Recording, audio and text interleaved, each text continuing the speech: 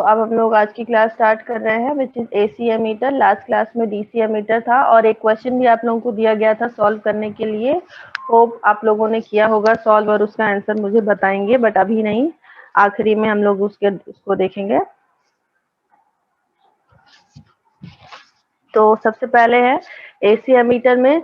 DC ammeter में सिर्फ एक टाइप था, मतलब कि हम जहाँ पे पीएमएमसी गैल्वेनोमीटर को as a basic meter use कर रहे हैं और जो भी हमारा सोर्स है उससे डीसी करंट आ रही है, उस डीसी करंट को विच इज अननोन उसको मेजर करने के लिए हम यूज कर रहे हैं।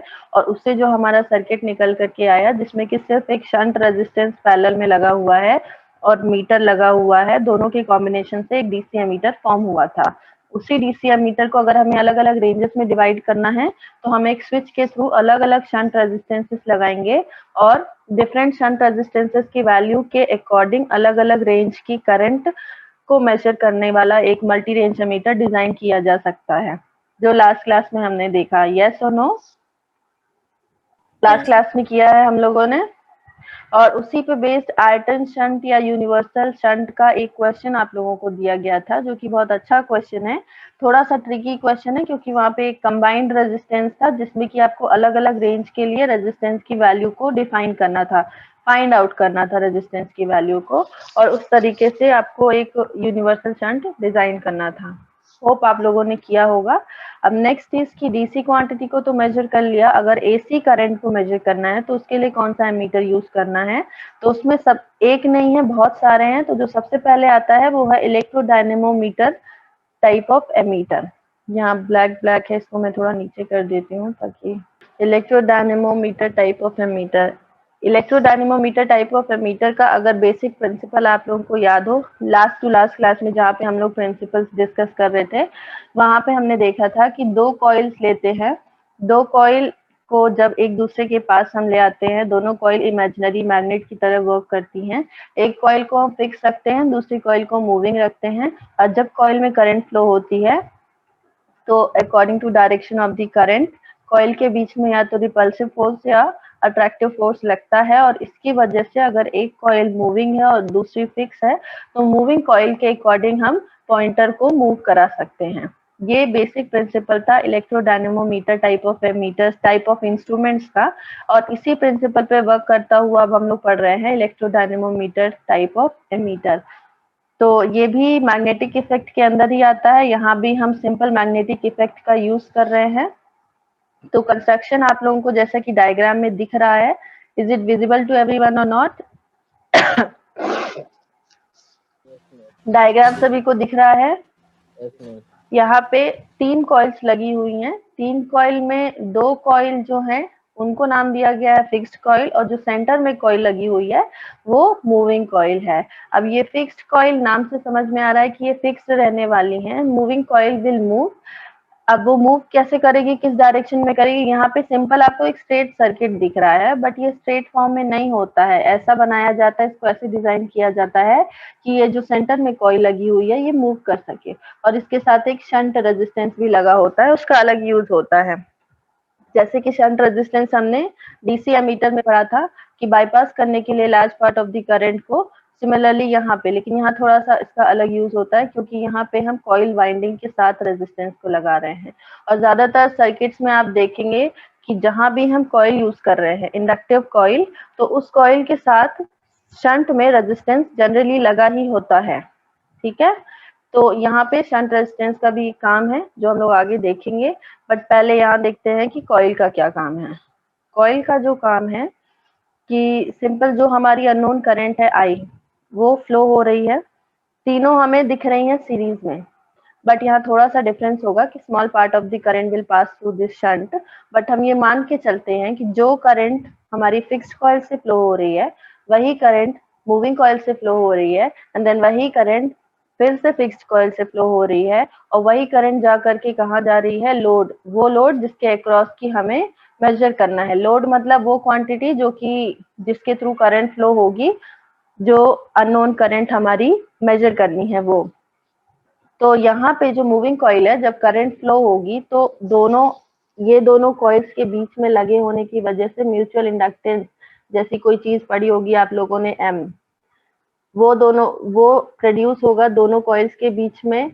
और जैसा कि हमने पहले भी देखा है कि कॉइल जो है इमेजिनरी मैग्नेट की तरह वर्क करेंगी और मैग्नेटिक फ्लक्सेस इंड्यूस होंगी, और दोनों की मैग्नेटिक फ्लक्सेस जब एक दूसरे से इंटरैक्ट करेंगी तो फोर्स जनरेट होगा, और उस फोर्स की वजह से जो मूविंग कॉइल है वो मूव करेगी, और वो उतना मूव करेगी जितना कि फोर्स जनरेट हुआ है, और वो जो फोर्स है वो प्रोपोर्शनल होगा किसके, जितनी की करंट फ्लो हो रही है कॉइल में। और इसीलिए हम ये मान के चलते हैं कि सारी कॉइल्स में एक ही करंट फ्लो हो रही है, और उसी करंट की वजह से ही मूवमेंट हो रहा है पॉइंटर का, मूविंग कॉइल का मूवमेंट। एंड मूविंग कॉइल का मूवमेंट मतलब इंटरनली पॉइंटर मूव कर रही है स्केल पे। ठीक है, is it clear to everyone? Yes ma'am. ठीक है, तो यहाँ जो एक्सप्लेनेशन, अगर कोई डाउट हो, कुछ भी हो, नहीं समझ में आया तो प्लीज बताइएगा। यहाँ पे जो एक्सप्लेनेशन है ये वही एक्सप्लेनेशन है सिंपल, कि जो करंट I1 I2 है वो इक्वल करंट है। देन दो टाइप के टॉर्क लगेंगे। दो टाइप के टॉर्क हमने पहले भी देखा था, हमने पढ़ा था deflecting torque and damping torque. But जो डैम्पिंग टॉर्क होता है वो एक्चुअली में उसको हम कंट्रोलिंग टॉर्क बोलते हैं। डैम्पिंग ना पढ़ के हम कंट्रोलिंग पढ़ते हैं। क्यों? क्योंकि कंट्रोलिंग टॉर्क मतलब कि जब कॉइल मूव करना स्टार्ट करेगी तो जहां पे वो जा करके रुकेगी उस पॉइंट पे जो टॉर्क लगेगा उसके इक्वल, वो इक्वल होगा कंट्रोलिंग टॉर्क की, मतलब जो पॉइंटर को कंट्रोल करने वाला टॉर्क है। तो उस कंट्रोलिंग टॉर्क को बोला गया है टीसी से। किस नाम से? उसका जो, जैसे ये टीडी है, टीडी फॉर डिफ्लेक्टिंग टॉर्क। अगर हम डैम्पिंग ही बोलेंगे तो उसको किससे डिनोट करेंगे? टीडी, और दोनों में कंफ्यूजन होगा। इसलिए जो दूसरा है वो, उसको बोला गया है controlling torque, and this is denoted by TC, and TC is equals to K into theta. ठीक है, और वो पॉइंट जहां पे कि पॉइंटर जाके रुकेगा वो बैलेंस की कंडीशन होगी, और उस बैलेंस की कंडीशन में हमें पता है कि TD will be equal to TC, और टीडी टीसी के इक्वल होगा तो K into theta will be equals to I square DM by D theta. अब यहाँ पे ये जो I square DM by D theta दिख रहा है, ये आपका टॉर्क की इक्वेशन होती है इस फॉर्म में। और यहाँ पे जो भी करंट फ्लो हो रही है उस करंट का square into DM by D theta. DM क्या है? DM is mutual inductance between the coil, and theta क्या है? थीटा है जो हमारी स्केल है, ऐसी कुछ सर्कुलर स्केल है हमारी, उसमें जो पॉइंटर लगा हुआ है, ये पॉइंटर है। ये पॉइंटर का जो ये रोटेशन होगा वो किस एंगल से हो रहा है, ये एंगल जो है, this will denote the theta. ठीक है, is it clear to everyone? मतलब थीटा क्या हुआ? Yes, ma'am. Deflection of the pointer. K क्या है? के अगर याद हो आप लोगों को, गैल्वेनोमीटर में हमने देखा था कि जो कॉइल लगी हुई थी, कॉइल के नीचे एक स्प्रिंग लगी हुई थी, याद है किसी को? Lower suspension. ठीक है, वो जो स्प्रिंग है, वो स्प्रिंग कांस्टेंट जो है वो के इसको डिनोट करता है, दैट इज के। ठीक है, तो यहाँ पे के जो है, के क्या है? स्प्रिंग कांस्टेंट, ये। और आई करंट जो फ्लो हो रही है कॉइल के थ्रू, और theta is deflection of the coil, और दोनों को अगर हम इक्वेट करेंगे तो K into theta will be equals to I square DM by D theta. और उससे थीटा, मतलब थीटा यहाँ पे क्या है हमारा? थीटा इज दैट आउटपुट जो हमें दिख रहा है। तो जो आउटपुट क्वांटिटी है वो थीटा है, और जो इनपुट क्वांटिटी है वो क्या है? बताइए मुझे, इनपुट क्वांटिटी क्या है? एनीवन प्लीज, इनपुट क्वांटिटी क्या है यहाँ पे? आई। यस, आई है। तो हमें अल्टीमेटली करना क्या है? इनपुट और आउटपुट के बीच में रिलेशन फाइंड करना है।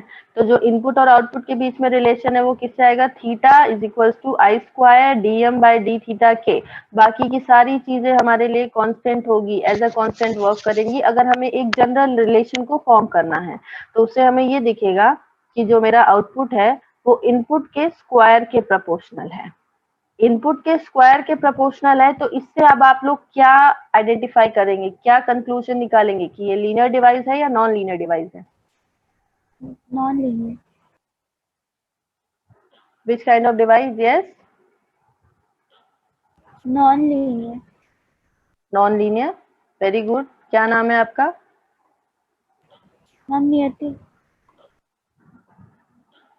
ये आपका रिलेशन बन रहा है, theta is proportional to, directly proportional to I square, मतलब output is proportional to square of the input. तो इससे हमें ये पता चला कि ये डिवाइस हमारी नॉन लीनियर है। बट इसके पहले वाले पैराबोलिक पीएमएमसी बनेगा में हमने, यस मैम, पैराबोलिक बनेगा ना, पैराबोलिक बनेगा ना मैम? शेप शेप सी हमें वेवफॉर्म नहीं प्लॉट करनी है, ठीक है। जब वेवफॉर्म प्लॉट करनी होगी तो हम देखेंगे कि पैराबोलिक बन रहा है, एलिप्टिकल बन रहा है क्या। बट सिंपल जो कंक्लूजन निकल के आ रहा है, दिस इज नॉट लीनियर, ठीक है। Okay ma'am. हाँ, वेवफॉर्म प्लॉट करने का काम जहाँ पे होता है, हम वहां पे देखते हैं कि क्या बनेगा, पैराबोलिक या क्या। बट फिलहाल के लिए ये समझना है कि ये लीनियर रिलेशन है या नॉन लीनियर। उससे क्या कंक्लूजन निकल सकता है? सी लीनियरिटी या नॉन लीनियरिटी से ये नहीं होता है कि डिवाइस मेरा एक्यूरेट है या नॉट एक्यूरेट है, बट ये समझ में आता है कि we can predict the output as per the input. अगर लीनियर रिलेशन होता तो हम थोड़ा इजिली इसको सॉल्व कर सकते थे। इजिली मतलब हमारे लिए कन्वीनियंस होती कि इसकी जो मैथमेटिकल इक्वेशंस आ रही हैं, अब यहाँ पे स्क्वायर रिलेशन होने की वजह से करंट जो भी होगी उसका स्क्वायर होगा, तो जिसकी वजह से आगे की जो कैलकुलेशन है वो कॉम्प्लिकेटेड होती जाएंगी। ये होता है एक नॉन लीनियर इक्विपमेंट का डिसएडवांटेज। और वहीं अगर लीनियर रिलेशन होता तो इसको सॉल्व करना थोड़ा आसान होता। मैम बट मैंने तो पढ़ा था बट कि इसकी वजह से एक्यूरेसी जो रहती है लीनियर में ज्यादा रहती यस है और सेंसिटिविटी नॉन लीनियर में ज्यादा रहती है। ऐसा कोई सर्टेन नहीं है, ऐसा कोई सर्टेन नहीं है। एक्यूरेसी को अचीव करना, कभी भी आपका इंस्ट्रूमेंट 100% एक्यूरेट नहीं हो सकता। हम एक्यूरेसी को अचीव करते हैं। एक्यूरेसी को अचीव करना कंपैरेटिवली इजी होता है इन लीनियर इंस्ट्रूमेंट, बट उसी एक्यूरेसी को अचीव करना उतना आसान नहीं होता है इन नॉन लीनियर इंस्ट्रूमेंट। तो इसीलिए जनरल स्टेटमेंट क्या दे दिया, क्या पढ़ा आपने कि एक्यूरेट होते हैं लीनियर सिस्टम ज्यादा और नॉन लीनियर सिस्टम ज्यादा एक्यूरेट नहीं होते। ऐसा बिल्कुल नहीं है। जबकि आप पढ़ेंगे कि electrodynamometer type of instruments are more sensitive than any other instruments, but इनको हैंडल करना, इनकी कुछ अलग लिमिटेशंस होती हैं, क्योंकि यहाँ पे इंडक्टर लगा हुआ है और इंडक्टर आपको पता है कि थोड़ा बल्कि होता है। बल्कि होने की वजह से ये ज्यादा यूज में नहीं आते हैं, उसके और भी डिसएडवांटेजेस हैं। बट जब बात आती है सेंसिटिविटी एंड एक्यूरेसी की, तो एक्यूरेसी ईडीएम टाइप के इंस्ट्रूमेंट की ज्यादा होती है, ठीक है। Okay okay.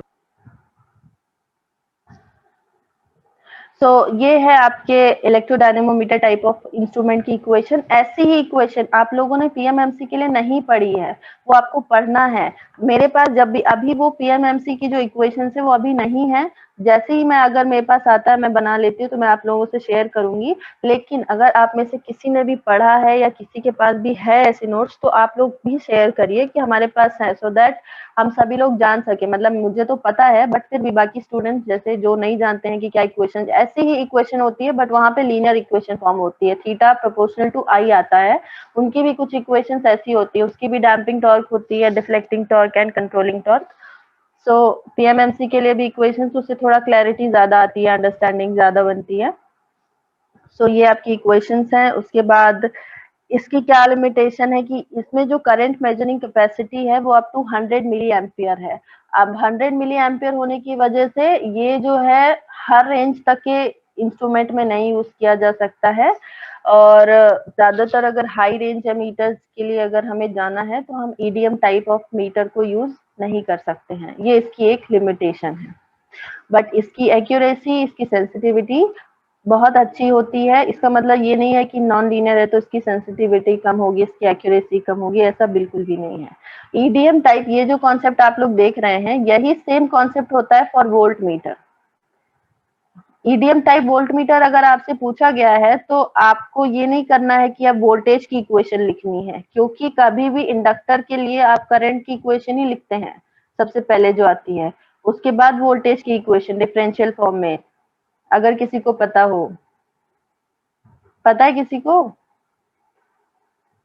अगर आई के फॉर्म में लिखना होता है तो इंडक्टर के अक्रॉस की सबसे पहले करंट ही देखते हैं और कैपेसिटर के अक्रॉस का चार्ज देखते हैं, वोल्टेज देखते हैं। इसलिए तो अगर आपसे ईडीएम टाइप ऑफ वोल्टमीटर पूछा गया है तो वहां पे भी आप सेम एक्सप्लेन कर सकते हैं, बट डिफरेंस ये होगा कि वो वोल्टमीटर फॉर्म में होगा, थोड़ा सा उसमें थोड़ा सा डिफरेंस होगा। वो डिफरेंस मैं आप लोगों को क्लियर कर दूंगी जब वोल्टमीटर हम लोग पढ़ेंगे तब। ठीक है, डायग्राम सेम रहने वाला है, जो डिफरेंस होगा वो हम लोग जब वोल्टमीटर पढ़ रहे होंगे तब क्लियर किया जाएगा। ठीक है, कोई डाउट अभी ईडीएम टाइप ऑफ एमीटर में? कुछ ऐसा जो नहीं समझ आया हो?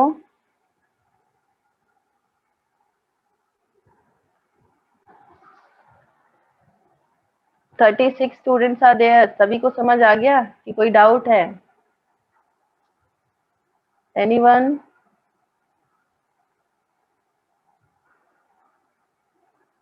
किसी को कोई डाउट नहीं है?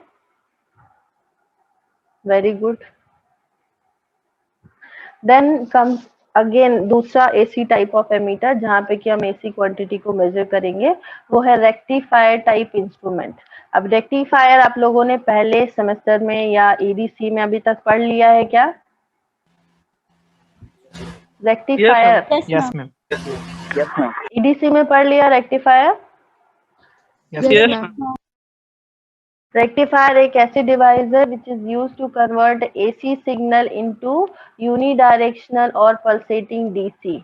अब कैसे कन्वर्ट किया जाता है, उसके लिए एक सर्किट होता है, उस सर्किट में डायोड लगा होता है और एक लोड रजिस्टर लगा होता है, इनपुट में ट्रांसफार्मर लगा होता है, उस ट्रांसफार्मर स्टेज से इनपुट दिया जाता है और as per the polarity of the diode हमें लोड में एक ही डायरेक्शन में करंट का फ्लो मिलता है और जिसकी मदद से हम एक ऑल्टरनेटिंग करंट को डायरेक्ट करंट में कन्वर्ट कर लेते हैं। तो ये जो रेक्टिफायर टाइप ऑफ इंस्ट्रूमेंट को हम लोग इनपुट स्टेज में लगा करके उस डीसी में जो कन्वर्टेड वोल्टेज या करंट होती है which is DC in nature, उस डीसी करंट को पीएमएमसी इंस्ट्रूमेंट की मदद से मेजर कर लिया जाता है। और आखिरी में हम पीएमएमसी इसलिए लगा रहे हैं क्योंकि PMMC instrument is used for DC measurements. ठीक है, तो ये बहुत ही कॉमन है कम्युनिकेशन एप्लीकेशन में यूज करने के लिए और स्मॉल रेंजेस के लिए बहुत ही सक्सेसफुल होते हैं और इनको हैंडल करना भी कंपैरेटिवली इजी होता है ईडीएम टाइप ऑफ मीटर के कंपैरिजन में। और इनकी सेंसिटिविटी भी अच्छी होती है, क्योंकि पीएमएमसी इंस्ट्रूमेंट की sensitivity for measurement of DC signals is very high. So यहाँ भी पीएमएमसी यूज कर रहे हैं तो रेक्टिफायर टाइप ऑफ इंस्ट्रूमेंट की सेंसिटिविटी भी बहुत अच्छी होती है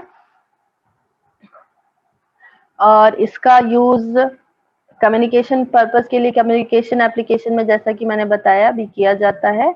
और बेसिक नहीं मतलब अल्टीमेटली यहाँ पे हम क्या यूज कर रहे हैं, डीआरसोनवल गैल्वेनोमीटर, क्योंकि पीएमएमसी टाइप ऑफ इंस्ट्रूमेंट मतलब जो डीसी एमीटर आपने पहले पढ़ा, अभी डीसी एमीटर में क्या हम यूज कर रहे थे, simply d'Arsonval galvanometer as a basic meter use किया जा रहा था। तो यहाँ पे भी एक d'Arsonval galvanometer as a basic meter use किया जाएगा, जिसकी वजह से इसकी सेंसिटिविटी बहुत ज्यादा है और यहाँ पे ये कम्युनिकेशन पर्पस के लिए यूज किया जा रहा है। This is the simple application of rectifier type of ammeter. ठीक है, सो अब एक डायग्राम देख लेते हैं। ये देखा होगा आप लोगों ने पहले भी, full wave bridge rectifier circuit. ये डायग्राम देखा है आपने? देखा है किसी ने या नहीं? कितने टाइप के रेक्टिफायर्स पढ़े आप लोगों ने? दो टाइप के होते हैं, एक ब्रिज रेक्टिफायर और एक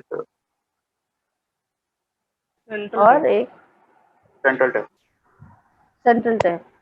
एंड हाफ वेव नहीं पढ़ा? यस मैम, हाफ वेव और full wave. Half wave and full wave central tape के अंदर पड़ा।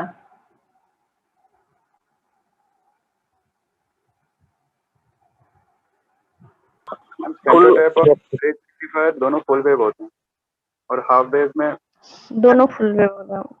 हाफ वेव में सिंपली हाफ वेव, तो सिर्फ दो ही टाइप के पड़ा, फिर तो 3 टाइप हो गए ना। खैर कोई बात नहीं, half wave, full wave and bridge rectifier ये आपके 3 हैं। अब इसको आप किसी भी फॉर्म में पढ़िए, क्योंकि फुल वेव भी आपके 2 टाइप से हो सकते हैं, सेंट्रल टाइप में भी हो सकता है और इस फॉर्म में भी हो सकता है। फुल वेव मतलब जहाँ पे आपको पूरी की पूरी वेव आउटपुट में कन्वर्ट होकर के दिख रही है, पूरे साइकिल की पॉजिटिव और नेगेटिव साइकिल दोनों साइकिल की वेव फॉर्म कन्वर्ट हो रही हैं और हमें आउटपुट में मिल रही है। हाफ वेव मतलब सिर्फ हाफ साइकिल की वेव फॉर्म ही कन्वर्ट हो रही है। और फुल ब्रिज रेक्टिफायर के अपने अलग एडवांटेजेस होते हैं, जिसकी वजह से इसे हम फुल वेव रेक्टिफायर के कंपैरिजन में ज्यादा यूज करते हैं ब्रिज रेक्टिफायर को। सेम सर्किट है, वही जो आपने ईडीसी में पढ़ा है, वर्किंग भी सेम है, वही सर्किट यूज किया जा रहा है for you measuring AC current by the help of PMMC ammeter, PMMC galvanometer. बस यहाँ पे एक चेंज है कि एक सीरीज में यहाँ रजिस्टर लगा हुआ है, इस रेजिस्टेंस को नाम दिया गया है मल्टीप्लायर रजिस्टर। और इस मल्टीप्लायर रजिस्टर का काम होता है, हमने पहले भी देखा है कि गैल्वेनोमीटर की कॉइल्स बहुत ही स्मॉल होती हैं, वो स्मॉल कॉइल्स स्मॉल करंट को ही कैरी कर सकती हैं।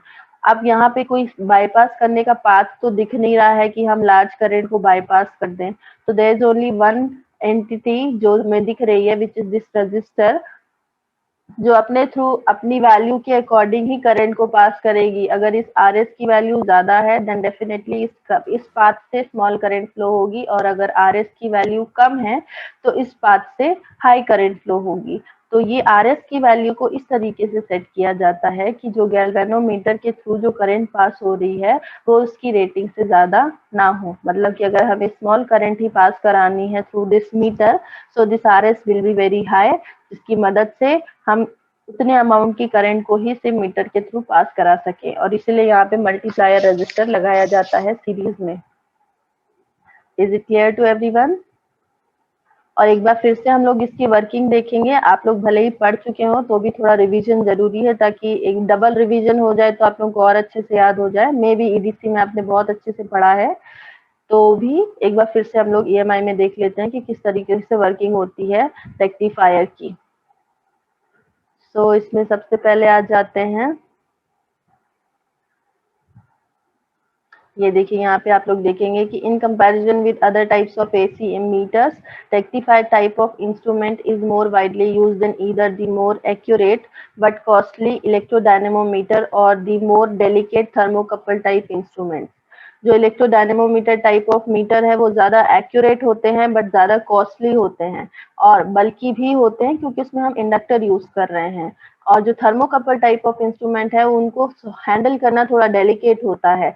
तो इसलिए अपने अपने डिसएडवांटेजेस के साथ सारे मीटर्स को अगर देखा जाए तो रेक्टिफायर टाइप ऑफ इंस्ट्रूमेंट्स इन सब के कंपैरिजन में ज्यादा यूज किया जाता है as AC meter, AC quantity को मेजर करने के लिए अगर बात आती है तो सबसे पहले हाफ वेव रेक्टिफायर सर्किट है।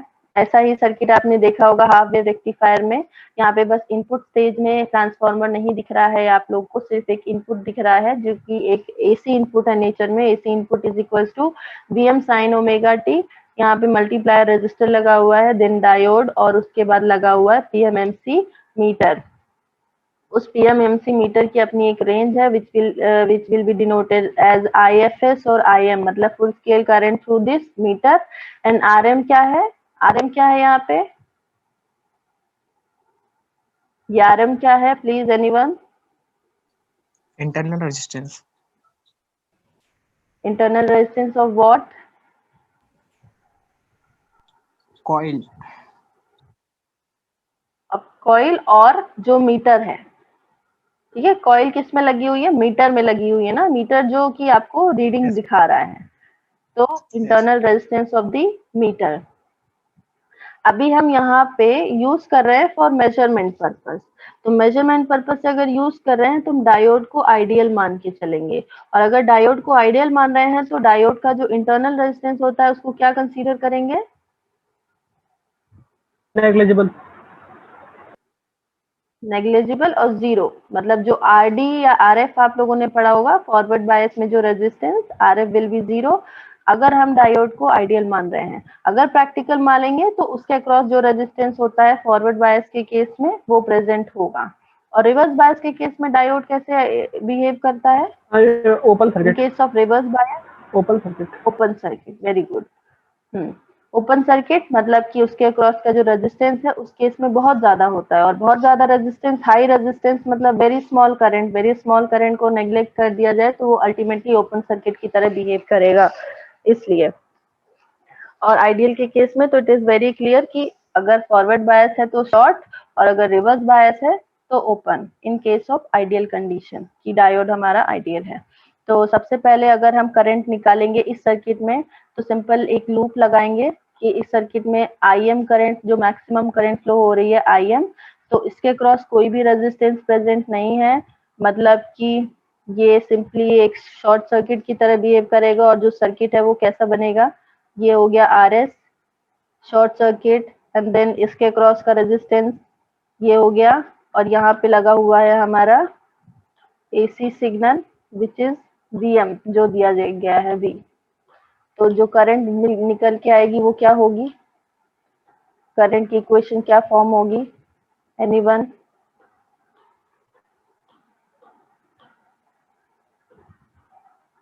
क्या होगी करंट की इक्वेशन बताइए?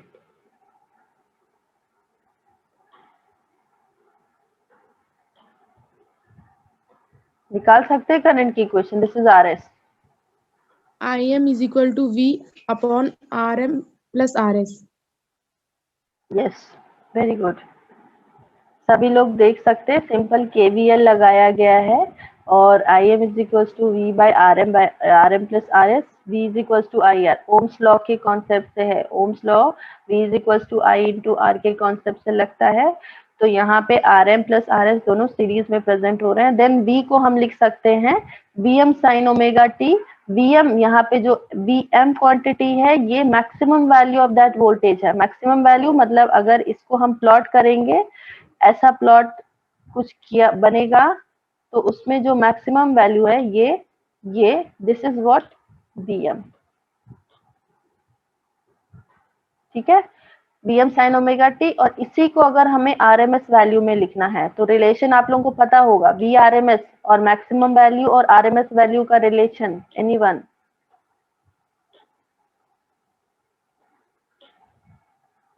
RMS वैल्यू और मैक्सिमम वैल्यू का रिलेशन किसी को पता है? रूट टू डिवाइड होगा ma'am. Maximum value VM maximum value divided by root two. Maximum value से ज्यादा नहीं हो सकती ना, root mean square value. And this 1/√2 factor is very important in your engineering. जहां देखोगे आपको √2 दिख जाएगा, क्योंकि रूट मीन स्क्वायर वैल्यू से हम हमेशा डील करते हैं। रूट मीन स्क्वायर वैल्यू मतलब एक सिंपल सा कॉन्सेप्ट आप देखिए मैथ में, क्योंकि बहुत सारी जगहों में आपको क्या है कि कैलकुलेटर अलाउड नहीं होगा, तो वहाँ सिंपल आपको वैल्यू अगर याद है, और कुछ चीजें ऐसी हैं जो आपको 4 साल तो देखो पढ़ना ही पड़ेगा। तो 1/√2 की वैल्यू मैथमेटिकली अगर आप लोग निकालेंगे तो किसी को पता है क्या होती है?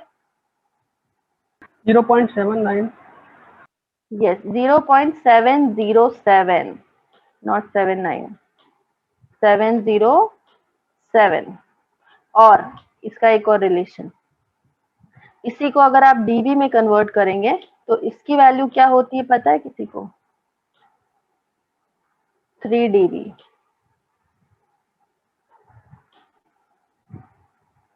ठीक है, इससे क्या कॉन्सेप्ट निकल के आता है, एक तो आपकी मैक्सिमम वैल्यू हो गई, और मैक्सिमम वैल्यू से जब आप 1/√2 टाइम्स नीचे जाएंगे तो आपको क्या मिलेगी? RMS value.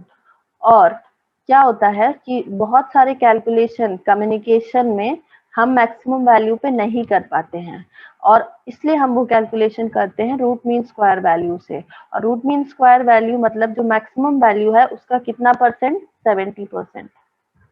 तो उस 70% वैल्यूज पे ज्यादातर जैसे बैंडविड्थ निकालनी हो गई, आपको फ्रीक्वेंसी कैलकुलेशन करना है जो बहुत ही इंपॉर्टेंट है कम्युनिकेशन पॉइंट ऑफ व्यू से, तो हम रूट मीन स्क्वायर वैल्यू को लेके चलते हैं। और रूट मीन स्क्वायर वैल्यू मतलब 3 dB वैल्यू, इसको हम 3 dB वैल्यू भी बोलते हैं, कि अगेन कि उस जो मैक्सिमम क्वांटिटी है उसका 70% है, और उससे अगर मतलब अगर किसी भी क्वांटिटी को आप 3 dB से रिड्यूस कर रहे हैं मतलब कहीं ना कहीं उसको 1/√2 से डिवाइड कर रहे हैं, तो जो मैक्सिमम वैल्यू उससे 1/√2 टाइम्स नीचे आ जाते हैं हम जब भी बात करते हैं रूट मीन स्क्वायर वैल्यू की या 3 dB वैल्यू की।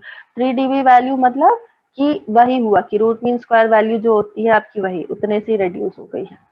ठीक है, तो ये बहुत ही इम्पोर्टेंट फैक्टर है जो आगे चल करके आपको कम्युनिकेशन में बहुत मिलेगा, और सिग्नल एंड सिस्टम और बाकी जो भी सब्जेक्ट आपकी कम्युनिकेशन से रिलेटेड है वहाँ पे आपको बहुत ज्यादा आपको इनसे डील करना होगा। सो रूट मीन स्क्वायर से थोड़ा आप लोग अच्छे से फैमिलियर रहिए कि कैसी होती है वैल्यू। और यहाँ पे इसी का इनवर्स रिलेशन लिखा गया है, कैपिटल वी मतलब रूट मीन स्क्वायर वैल्यू, इससे आप लोग कंफ्यूज मत होइएगा। कैपिटल वी डिनोट कर रहा है रूट मीन स्क्वायर वैल्यू को। तो यहाँ पे हमने मैक्सिमम वैल्यू को रिप्लेस कर दिया है रूट मीन स्क्वायर वैल्यू से। तो उसके बाद जो रिलेशन निकल करके आया है वो यही रिलेशन है, और उसका डायग्राम कुछ ऐसा है। ये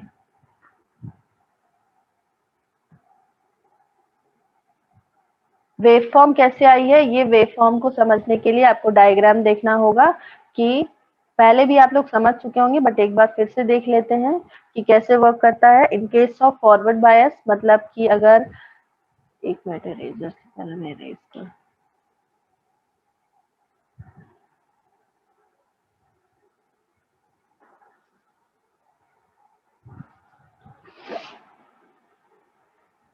अगर फॉरवर्ड बायस है पॉजिटिव नेगेटिव, डायोड आपका फॉरवर्ड बायस मतलब शॉर्ट सर्किट, शॉर्ट सर्किट। तो जो भी वेव फॉर्म आ रही है in case of positive cycle, जो आपकी वेव फॉर्म है वो एज इट इज आगे पास हो जाएगी, आगे पास हो गई। But in case of negative cycle यहाँ पे डायोड होगा रिवर्स बायस में। रिवर्स बायस मतलब यहाँ पे diode will behave as open circuit.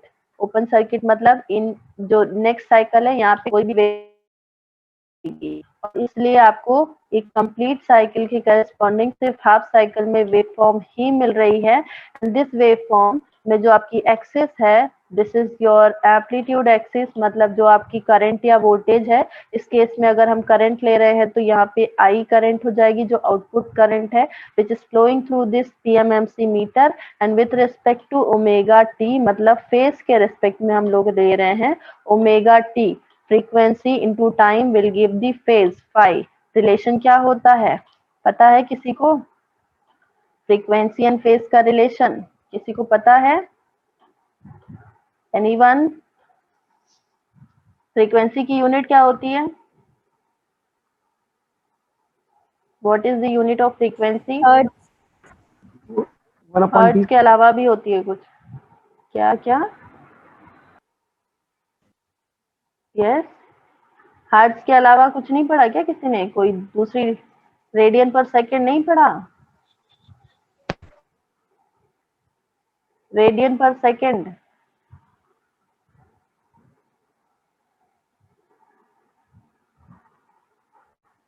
Radian पर सेकंड यूनिट किसी ने नहीं सुनी अभी तक फ्रीक्वेंसी की? क्या ओमेगा की? यस मैम, इसका relation omega equal to theta upon T. D phi by D T differential form में होता है। और अगर आप एक सिंगल पॉइंट के लिए ले रहे हैं तो वो ओमेगा फाई बाय टी होता है। फाई यहाँ पे क्या है? सॉरी, फाई इज फेज जिसकी मैक्सिमम वैल्यू 360 डिग्री होती है। 360 डिग्री फेज होता है ना मैक्सिमम। 2 पाई बाय टी सभी ने पढ़ा होगा, मैथ्स में किया है। 2 पाई बाय टी, और वही 2 पाई आपका रेडियन है, और इसलिए इसकी यूनिट होती है radian per second. Omega is equals to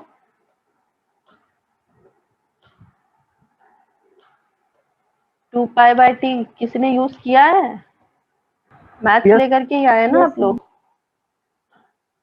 simple logic से यूनिट से आप चीजों को और आप फ्रीक्वेंसी की यूनिट पूछ रही थी, इसीलिए लग रहा था कि आपने गलती से फ्रीक्वेंसी की यूनिट पूछ ली थी ना? नहीं, गलती नहीं की बेटा, मैंने इंटेंशनली फ्रीक्वेंसी पूछा है। Omega is what your frequency. Omega को और क्या बोलोगे आप?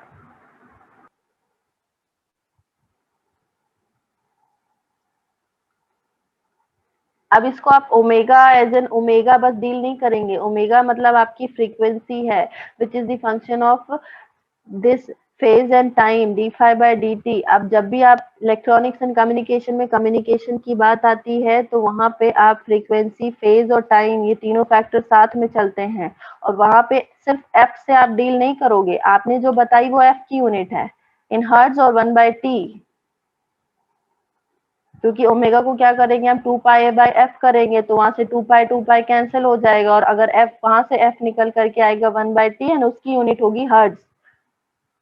लेकिन अगर आपसे फ्रीक्वेंसी की यूनिट पूछी गई है तो आपको रेडियन पर सेकंड भी पता होना चाहिए कि हमेशा आपको हर्ट्ज में नहीं मिलेगी, ये रेडियन पर सेकंड। और इससे 50% कंफ्यूजन जो फ्रीक्वेंसी के होते हैं वो सिर्फ और सिर्फ इसी वजह से होते हैं, क्योंकि आधे स्टूडेंट सिर्फ हर्ट्ज में जानते हैं और आधे तो ऐसे ही कंफ्यूज होते हैं कि कैसे क्या करना होगा। सो आपको दोनों डेफिनेशंस और दोनों जो यूनिट्स होती हैं वो क्लियर होनी चाहिए कि कहाँ पे रेडियन पर सेकंड, जहाँ पे भी फेज भी पिक्चर में आ गया तो आपको रेडियन पर सेकंड लेकर के चलना होगा, इसलिए। और अगर फेज नहीं है पिक्चर में तो सिंपली आप फ्रीक्वेंसी मतलब हर्ट्ज में लेकर के चलिए, इसलिए।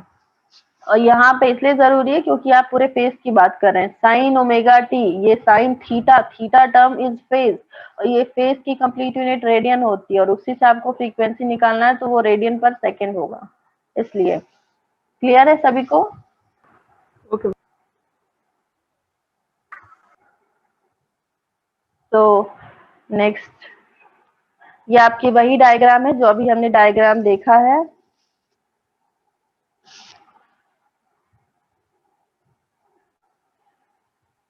आपका output voltage with respect to phase, यहाँ पे अलग अलग फेज पे up to 90 degree, then 360 degree, complete phase. तो for first half cycle, positive half cycle output में वेव फॉर्म मिल रही है, बट नेगेटिव हाफ साइकिल में कोई वेव फॉर्म नहीं मिल रही है, and then again positive half cycle में हमें वेव फॉर्म मिल रही है। और इस तरीके से कंप्लीट वेव फॉर्म कन्वर्ट हो गई है किस फॉर्म में? यूनिडायरेक्शनल और पल्सेटिंग डीसी के फॉर्म में। पल्सेटिंग डीसी, अभी ये कंप्लीटली डीसी नहीं है, इसको कंप्लीट डीसी में कन्वर्ट करने के लिए इस पर्टिकुलर वेव फॉर्म को हमें पास करना पड़ेगा फिल्टर के थ्रू, और फिल्टर से पास करेंगे तो ये आपका कन्वर्ट होगा डीसी में। और उसके अलावा फिर उसके बाद हम उसे स्टेप अप या स्टेप डाउन क्या कर रहे हैं वो देखना होगा। मैम फिल्टर भी तो प्योर डीसी में से चेंज नहीं कर देता ना, फिल्टर के बाद भी तो नहीं करता है ना, इसलिए तो पल्सेटिंग। यस, फिल्टर के बाद रेगुलेटर होता है। फिल्टर के बाद रेगुलेटर होता है, उसको रेगुलेट किया जाता है एक पर्टिकुलर वोल्टेज पे, इसलिए। बट फॉर दिस पर्पज अभी पीएमएमसी आपको सिर्फ इसी वैल्यू के अकॉर्डिंग वैल्यू देगा, इसी वैल्यू के अकॉर्डिंग रीडिंग देगा। तो वो कन्वर्जन तो फिर अलग ही होता है कि आपको फिल्टर से करना है, कैपेसिटर कुछ अमाउंट ऑफ जो भी एसी है उसको हटाएगा, फिर उसके बाद उसको आप रेगुलेट करेंगे एक पर्टिकुलर जो भी वीएम वैल्यू है उस पे, उसका एक कंप्लीट प्रोसेस है। फिलहाल अभी हम देखते हैं कि यहाँ पे जो एवरेज वैल्यू हमें निकालनी है, आपने पहले भी डिराइव किया होगा, बट यहाँ भी हमें देखना होगा कि what will be the average value of that output voltage जो कि हमें आउटपुट में मिल रहा है। अगर ये अलग अलग साइकिल में हमें सिर्फ वोल्टेज मिल रहा है तो उसकी एवरेज वैल्यू कैलकुलेट करनी होगी। आपने पहले भी कैलकुलेट किया होगा एवरेज वैल्यू, वही एवरेज वैल्यू है, सिंपली हमें इंटीग्रेट करना होगा ओवर द कंप्लीट साइकिल। तो 1/2 पाई हमारी कंप्लीट साइकिल 360 डिग्री की है, लेकिन हमें आउटपुट सिर्फ 180 डिग्री तक ही मिल रहा है। सो इंटीग्रेशन की जो रेंज होगी वो होगी 0 to 180। देन आपका इनपुट जो आ रहा है, input is VM sine omega T with respect to D omega T. तो इसको अगर सॉल्व करेंगे, आप लोगों ने किया है डिराइव या नहीं किया है? डिराइव किया है? किया मैम, किया है। डेरिवेशन निकल करके जो सॉल्व करके जो आता है वो होता है Vm/पाई, मतलब maximum value divided by pi. और 1/पाई को अगर हम मैथमेटिकली देखें तो ये है 0.318 इंटू Vm, और अगेन Vm को हमने रिप्लेस कर दिया है उसकी RMS वैल्यू से, √2 इंटू VRMS, और इससे हमें जो वैल्यू मिली है वो with respect to RMS value, मतलब average value in terms of RMS value is 0.45 times. ठीक है, तो जो एवरेज वैल्यू है वो आरएमएस वैल्यू का 0.45 टाइम्स होगी, और इस तरीके से हमें इसी वोल्टेज की वैल्यू को हम प्लेस करेंगे और हमें एवरेज करंट मिल जाएगी। I average is equal to V average divided by R M plus R S होगा, और वी एवरेज की वैल्यू है 0.45 into V R M S. ठीक है, तो इससे क्या निकल करके आता है, एक important term which is sensitivity. ये जो हाफ वेव रेक्टिफायर की है क्या है?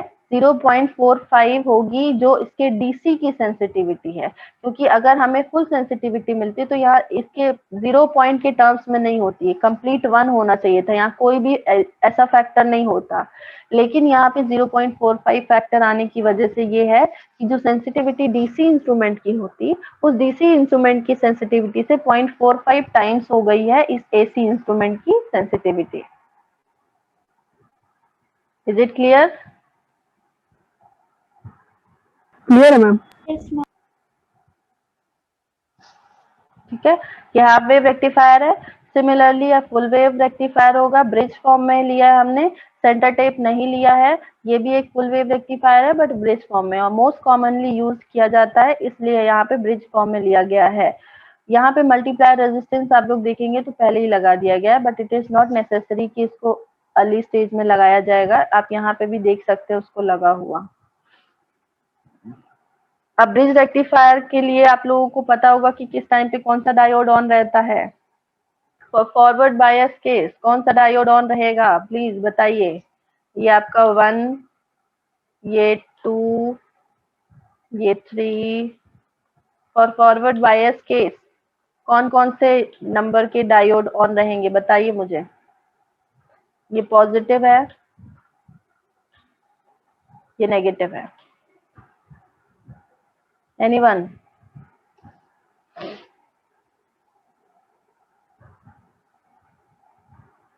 मैम 2 और 3 ऑन होगा। कौन से डायोड ऑन 2 और रहेंगे? 3 ऑन होगा। ध्यान से विकास। मैम 2 और 4। 2 और 4 ऑन होगा, यस। बाकी लोग भी ध्यान दीजिए, पढ़ चुके हैं आप लोग। पॉजिटिव नेगेटिव, यहाँ पे पॉजिटिव प्रेजेंट होगा, यहाँ नेगेटिव प्रेजेंट होगा।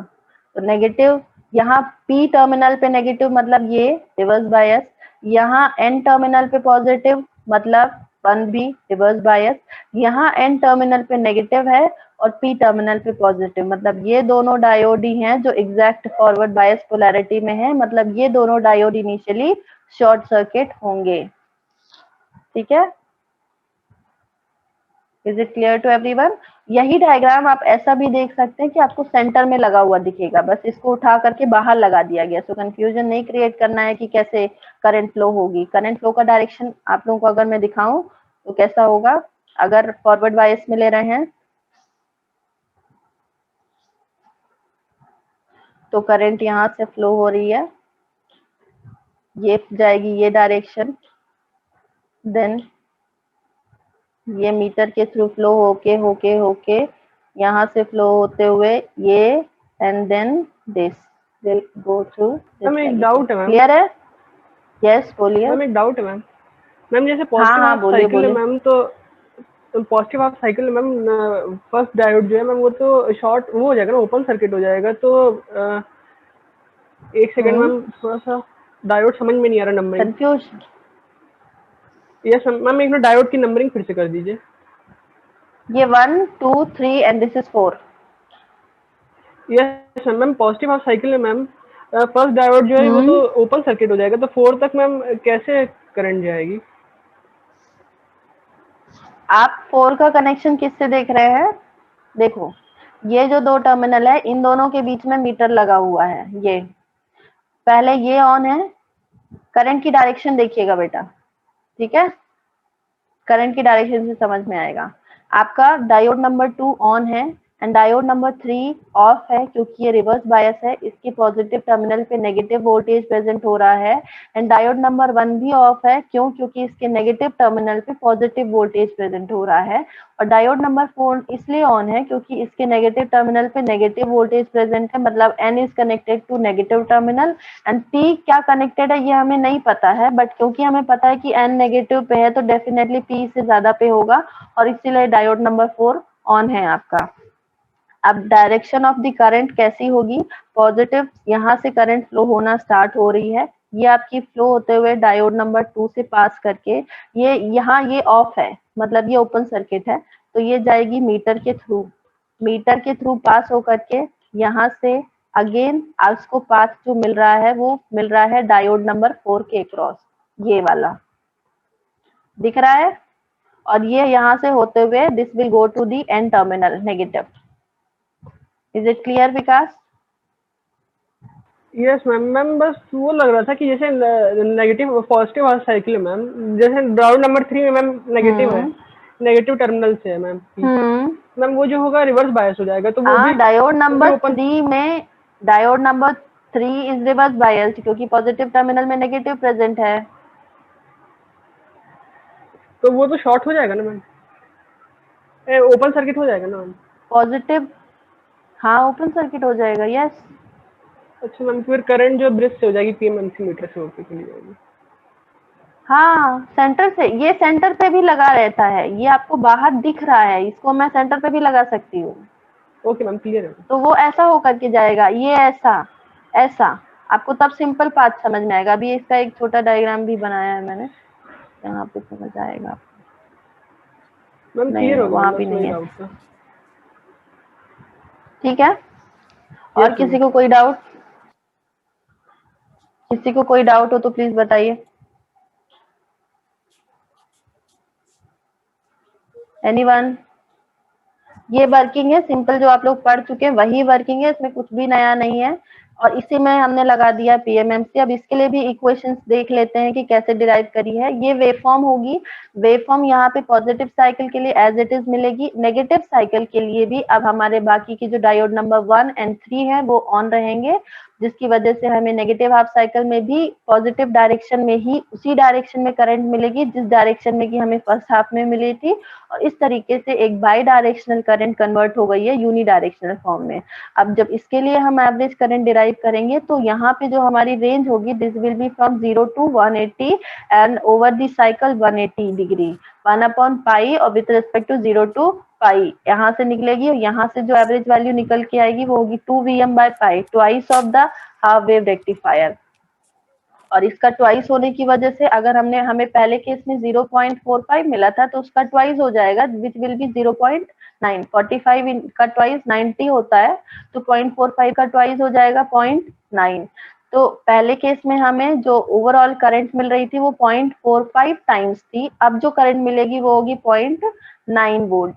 मतलब कि कहीं ना कहीं फुल वेव के केस में जो सेंसिटिविटी है वो इम्प्रूव हुई है, ऑलमोस्ट हमें 1 के इक्वल, मतलब उतनी मिलेगी जितनी की डीसी इंस्ट्रूमेंट्स के लिए होती है। उसके अलावा आपने बहुत सारे फैक्टर्स भी पढ़े होंगे ईडीसी में, फॉर्म फैक्टर, रिपल फैक्टर और पीक वैल्यू, ये सारी चीजें पढ़ी होगी, पढ़ी है आपने? Yes ma'am. Form factor, ripple factor वगैरह। तो यहाँ पे इसका ज्यादा कोई यूज नहीं है, बट क्योंकि रेक्टिफायर पढ़ रहे हैं इसलिए फॉर्म फैक्टर पता होना चाहिए कि RMS value of the AC wave divided by average value होती है फॉर्म फैक्टर। फिर उसके बाद एमीटर वही है, सेम वही जो आपने ऊपर किया है उसी में आगे मीटर लगा दिया गया है, तो क्या बन गया है? Rectifier metre.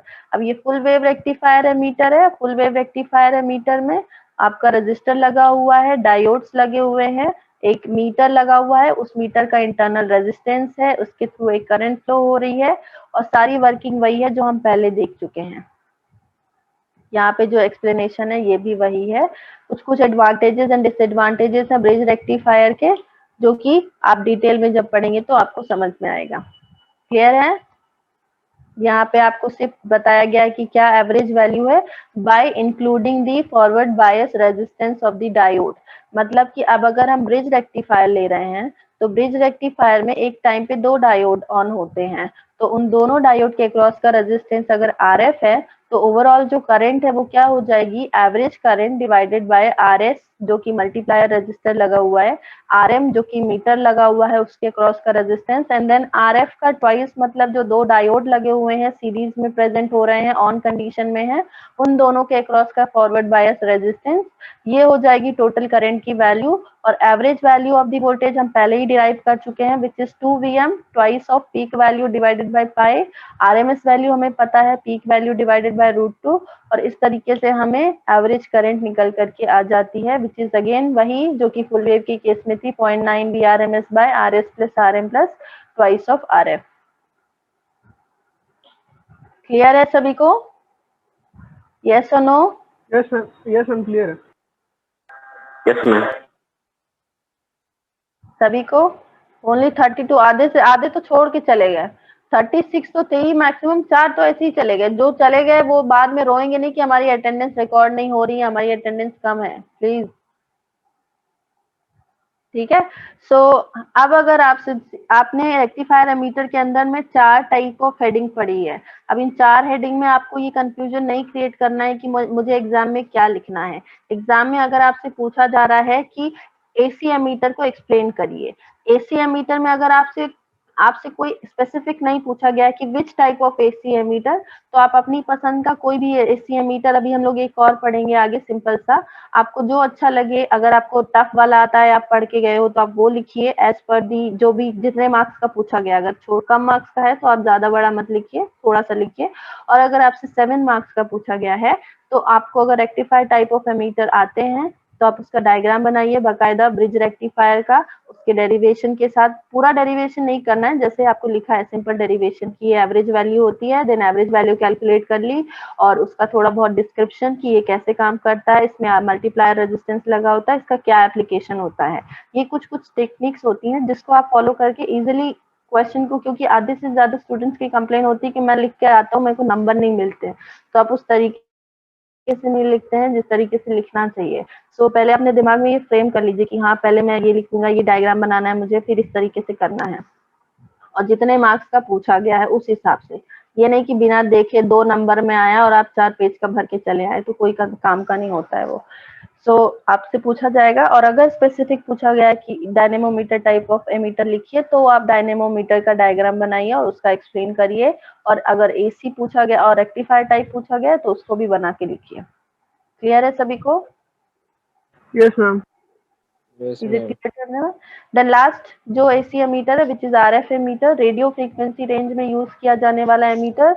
रेडियो फ्रीक्वेंसी की अलग अलग रेंज होती है, जैसे कि ईडीएम टाइप ऑफ मतलब इलेक्ट्रोडायनेमोमीटर टाइप ऑफ एमीटर जो है वो आपका लोअर रेंज ऑफ फ्रीक्वेंसी में, मतलब पावर फ्रीक्वेंसी जो हमारे घरों में फ्रीक्वेंसी आती है वो है 50 हर्ट्ज, तो उसको हम बोलते हैं पावर फ्रीक्वेंसी, उस पे यूज किया जाता है।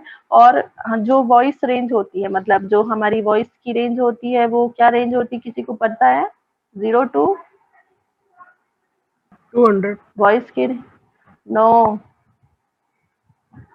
3300 हर्ट्ज या 3.3 kilo hertz, 3 hertz to 3.3 kilo hertz, किसी को पता है?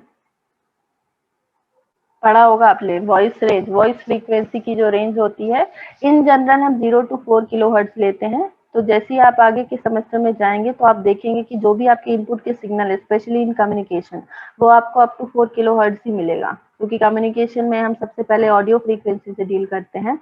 ऑडियो फ्रीक्वेंसी अलग है, वॉइस फ्रीक्वेंसी अलग है। वॉइस फ्रीक्वेंसी मतलब उसकी रेंज होगी मैक्सिमम 0 to 4 किलो हर्ट्ज, और प्रिसाइज अगर रेंज पूछी जा रही है तो 0 to या 3 हर्ट्ज टू 3.3 किलो हर्ट्ज, मतलब 3 से 3300 हर्ट्ज तक की रेंज होती है वॉइस फ्रीक्वेंसी की। फिर उसके बाद आ जाते हैं ऑडियो फ्रीक्वेंसी। ऑडियो फ्रीक्वेंसी मतलब हम कितनी फ्रीक्वेंसी तक के सिग्नल को सुन सकते हैं, तो उसकी रेंज होती है अप टू 20 किलो हर्ट्ज, 0 से 20 किलो हर्ट्ज। अब फिर उसके बाद आ जाती है रेडियो फ्रीक्वेंसी, मतलब जैसे जैसे फ्रीक्वेंसी की रेंज बढ़ती है तो फ्रीक्वेंसी वो जो सिग्नल है, जिस पर्टिकुलर सर्किट में वो सिग्नल ट्रेवल कर रहा है, उस सर्किट का साइज छोटा होता जाता है। मतलब कि जब फ्रीक्वेंसी की वैल्यू बढ़ेगी तो अकॉर्डिंगली वेवलेंथ की वैल्यू क्या होगी, बताइए मुझे। अगर फ्रीक्वेंसी की वैल्यू बढ़ रही है घटेगी, तो वेवलेंथ की वैल्यू क्या होगी?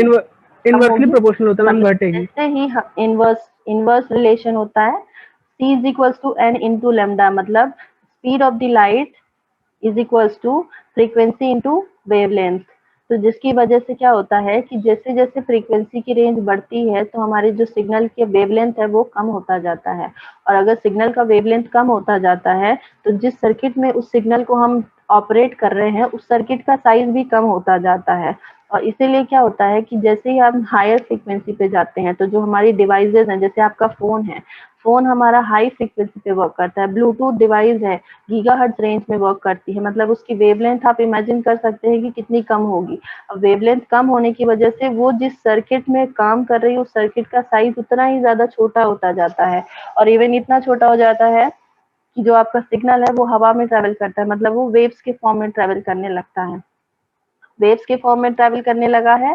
दैट मीन्स अब आप उसको अब देख नहीं सकते, बस हाँ EM वेव्स हैं, जनरेट हो रही हैं, ट्रैवल हो रही हैं, उसका पूरा कैलकुलेशन होता है, वो आपको पता होगा अगर उसकी स्टडी कर रहे हैं तो। और ऐसा इसलिए होता है क्योंकि हम फ्रीक्वेंसी की रेंज में आगे बढ़ते जा रहे हैं। तो जब बात आती है रेडियो फ्रीक्वेंसी की, मतलब अगेन हम हाई फ्रीक्वेंसी में जा रहे हैं। रेडियो फ्रीक्वेंसी मतलब 20 किलोहर्ट्ज से आगे की range up to 20 megahertz, 20 kilohertz से लेकर के 200 मेगाहर्ट्ज तक होती है शायद। हाँ, रेडियो फ्रीक्वेंसी की रेंज एक क्लास में मैं पूरा डिस्कस करूंगी फ्रीक्वेंसी की रेंज हालांकि। तो रेडियो नाम से समझ में आ रहा है, रेडियो मतलब वो सिग्नल जो रेडिएट कर सकते हैं। रेडियो वर्ड आया ही इससे है, which has the capability to radiate. तो इस रेंज में जो भी सिग्नल्स होते हैं वो रेडिएट होते हैं, वो सिर्फ ट्रेवल नहीं करते हैं सर्किट में, वो आपके एनवायरनमेंट में रेडिएट करके दूसरे, जैसे हम लोग फोन में बात करते हैं तो वो रेडियो फ्रीक्वेंसी की रेंज में है, तो बिना देखे बिना कुछ सोचे समझे आपका एक जगह से दूसरे जगह में जो कम्युनिकेशन हो रहा है विदाउट एनी कनेक्टिंग वायर और without any type of link, ना कि टेलीफोनिक कोई भी लिंक, तो वो सिर्फ इसलिए हो रहा है क्योंकि हम रेडियो फ्रीक्वेंसी रेंज में ऑपरेट कर रहे हैं इसलिए। तो उस रेंज में अगर हमें करंट को मेजर करना है, एसी करंट को मेजर करना है, तो उसके लिए जो डिवाइस यूज करी जाती है वो है थर्मोकपल। ये पहली बार आप लोग नहीं देख रहे हैं। थर्मोकपल डिवाइस ऐसे ही आपको बहुत बार ऐसे पॉपअप होता रहेगा कि थर्मोकपल मतलब एक ऐसी डिवाइस है जो थर्मल इफेक्ट पे वर्क करती है। यहाँ पे दो अलग अलग मेटल के जंक्शन होते हैं, वो दो अलग अलग मेटल के जंक्शन को कनेक्ट करके जैसे ही टेम्परेचर में चेंज आता है इस जंक्शन के अक्रॉस, तो वो टेम्परेचर चेंज को कन्वर्ट कर देता है इंटरनली वोल्टेज में, और ये वोल्टेज के कारण ही एक करंट फ्लो होती है और उस करंट को मेजर कर लिया जाता है। और ये कॉन्सेप्ट होता है थर्मोकपल का। इसके लिए मैंने आप लोगों को बोला था कि आपको सीबेक इफेक्ट भी पढ़ना है, तो शायद किसी ने देखा हो सीबेक इफेक्ट। किसी ने देखा? Anyone? Yes, ma'am. Seebeck effect? Vikas? Ma'am मैं नहीं बोला। नवनीत? आपने नहीं बोला, मैं पूछ रही हूँ। क्या Yes, पूछ ma'am. नहीं सकती हूँ क्या? सीबेक इफेक्ट पढ़ा? Yes, ma'am. पढ़ा है? नियति बोल रहे हो? Yes, ma'am. क्या पढ़ा सीबेक इफेक्ट में?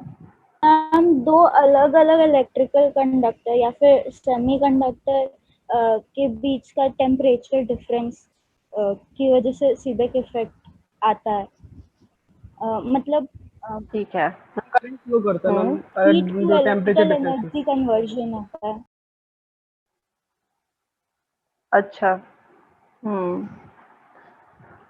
गुड। मैम इन्होंने पढ़ाया मैम ना? एक डाउट, मैम वो कंडक्टर या फिर सेमी कंडक्टर के वोल्टेज के बीच का डिफरेंस मैम से सीबेक इफेक्ट होता है। ओके ओके, ठीक है, मैम एक डाउट है मैम, आउट ऑफ द बहुत टॉपिक है बढ़िया। लेकिन मैम हाँ बोलिए, बिल्कुल। मैम जैसे बोला जाता है कि जो हाई फ्रीक्वेंसी साउंड्स है मतलब वेव्स है, जैसे अपना टेलीकम्युनिकेशन यूज होती हैं तो वो बॉडी में ट्यूमर कर देती है या बॉडी में बहुत गंदा इफेक्ट करती है, तो मैम ये क्या र्यूमर है कि सच्चाई है? कौन सी रेस जो साउंड मैम होती हाई है, ये फ्रीक्वेंसी वेव्स साउंड मैम, होते कोई हैं भी मैम जो वो? फोन में आ रही है। Yes ma'am. नो मैम, जो टावर नहीं रहते मैम, वो वाले मैम। हाँ हाँ, तो मैम वो र्यूमर है वो कि टावर से जो सच्चाई है मैम? रेडिएट हो रहे क्योंकि हैं। बोला जाता है उससे ट्यूमर, यस मैम, ट्यूमर कर देते हैं और कैंसर वगैरह हम्म। कॉज करते हैं। हाँ सी, ऐसा होता है कि EM वेव्स हैं, मतलब आपकी इलेक्ट्रोमैग्नेटिक वेव्स हैं, रेडिएट होती हैं, जिसके थ्रू सारे के सारे सिग्नल ट्रांसफर हो रहे हैं, रिसीव हो रहे हैं। एंटीना होता है, आप सभी को पता है, पर इससे हो ही जाएगा ये नहीं है। किसी भी चीज का एक्सेसिव यूज होगा तो कुछ ना कुछ उसका इफेक्ट होगा। कॉज एंड इफेक्ट आपको पता है। तो अगर हम फोन यूज कर रहे हैं, फोन से भी रेडिएट हो रही हैं वही वेव्स, टावर में भी वही वेव्स रेडिएट हो रही हैं, बस क्या है कि डिफरेंस की टावर से थोड़ी ज्यादा कैपेसिटी की हो रही है। तो अगर आप बहुत ज्यादा उसके पास में है और बहुत ज्यादा अगर फोन के पास में है तो दोनों चीजें हार्मफुल है। इसलिए कहते हैं कि अप टू 6 इंचेस का गैप आपको बना के रखना चाहिए अपने फोन से या अपने किसी भी डिवाइस से। 6 इंचेस के गैप में रहिए, उसको उतना उस तरीके से ऑपरेट करिए, नहीं कि उसके अंदर घुसे रहे आंख में। सिमिलरली टावर के भी पास से बहुत ज्यादा उसके पास में ना रहे हैं, तो थोड़ा गैप बना के रखे। और टाइम पीरियड कि कितना ज्यादा टाइम आप स्पेंड कर रहे हैं। वेव्स निकल रही हैं, नो डाउट हमें दिखाई नहीं देती हैं क्योंकि सिग्नल तो है यार, सिग्नल ट्रेवल नहीं करेगा तो हमारा कम्युनिकेशन नहीं होगा। सिग्नल ट्रेवल हो रहा है और अगर आप उससे बहुत ज्यादा कांटेक्ट में आएंगे तो कुछ ना कुछ इफेक्ट पड़ सकता है। बहुत सारी स्टडी हुई है इस पे, इस स्टडी से रिजल्ट आया है कि हाँ ये कुछ इफेक्ट करता है, बट इतना ज्यादा नहीं करता कि आपको हो ही जाएगा कैंसर। इतना ज्यादा नहीं है कि ट्यूमर बन ही जाएगा, बिल्कुल नहीं, ऐसा कुछ भी नहीं है। बस ये है कि आप किस हिसाब से यूज करते हैं, अल्टीमेटली अपने हाथ में है कि हम कितना यूज करें। हाँ बस पता होना चाहिए कि ये हार्मफुल है ज्यादा यूज के लिए, ऐसा कोई डिफाइंड नहीं है, ऐसा कोई लिखा नहीं है कि बस हो ही जाएगा। ठीक है मैम, लेकिन जो टावर मैम वो पब्लिक एरिया में रहते हैं मैम जनरली मैम, जैसे अच्छी कम्युनिकेशन सही कम्युनिकेशन हो पाए विदाउट नॉइज, तो मैम उससे आसपास की पब्लिक को मैम उनकी लाइफ कम नहीं हो जाएगी? जैसे मैंने पढ़ा था न्यूक्लियर पावर प्लांट में 10 साल जो है तक लाइफ कम हो जाती है जो उनमें वर्कर रहते हैं उसके रेडिएशन से। तो मैम इसमें भी कुछ ऐसा होता होगा जो उनके आसपास घर में रहते हैं तो उनकी भी कुछ लाइफ कम हो जाती हो? ये लाइफ कम होने के लिए क्या होता है ना कि जो लोग ये बताते हैं ये कहाँ से निकल के आता है, रिसर्च होती है, रिसर्च से निकल के आता है। और रिसर्च जो है ये अगर आपको स्टडी करनी है कि टावर की वजह से क्या इफेक्ट पड़ रहा है, then you have to watch for years, कम से कम 10 साल आपको देखना पड़ेगा कि इस एरिया में अगर टावर लगा है तो इस एरिया के लोगों पे क्या असर पड़ रहा है, क्या डेथ रेट है, क्या बर्थ रेट है, और उस सब के बेसिस पे एक रिसर्च निकल करके आती है कि हाँ इसकी वजह से ऐसा हो रहा है। बट अभी तक ऐसा कुछ भी नहीं हुआ। अगर ऐसा होता तो उतने ज्यादा टावर्स लगते ही नहीं, क्योंकि हमारे ऊपर भी बहुत सारी बॉडीज है जो कि रेगुलेट करती हैं। जैसे हमारी ट्राई है, telecommunication regulatory authority of India, जिसका काम है ये सब कुछ देखना, तो वो ऐसे परमिट करती ही नहीं। सो ऐसा कोई ये टेंशन वाला या ऐसा कोई टॉपिक नहीं है। हाँ इफेक्ट पड़ता है but up to a level. जैसे कि कोई भी चीज गाड़ी भी खरीदते हैं तो उसकी भी टर्म्स एंड कंडीशन होती है कि आपको इतना माइलेज तभी देगी जब आप इसको इस एनवायरनमेंट में यूज करेंगे। सिमिलरली टावर का भी एक टर्म्स एंड कंडीशन है कि इसका ये इफेक्ट होगा अगर ऐसा ऐसा ऐसा होता है तो इसलिए हर चीज के कॉज एंड इफेक्ट होते हैं। बट डिसएडवांटेजेस और एडवांटेजेस दोनों हैं। इसका मतलब ये नहीं कि डिसएडवांटेज ज्यादा ही है और आपको बहुत ज्यादा इंटरेस्ट है, then you can go for research की अब केस स्टडी ले सकते हैं कि हाँ चलो इसकी केस स्टडी बनाते हैं कि क्या इफेक्ट पड़ता होगा, कितना इफेक्ट पड़ता है, पॉजिटिव भी होंगे और नेगेटिव भी होंगे, सारी चीजें निकल के आएंगी। ठीक है।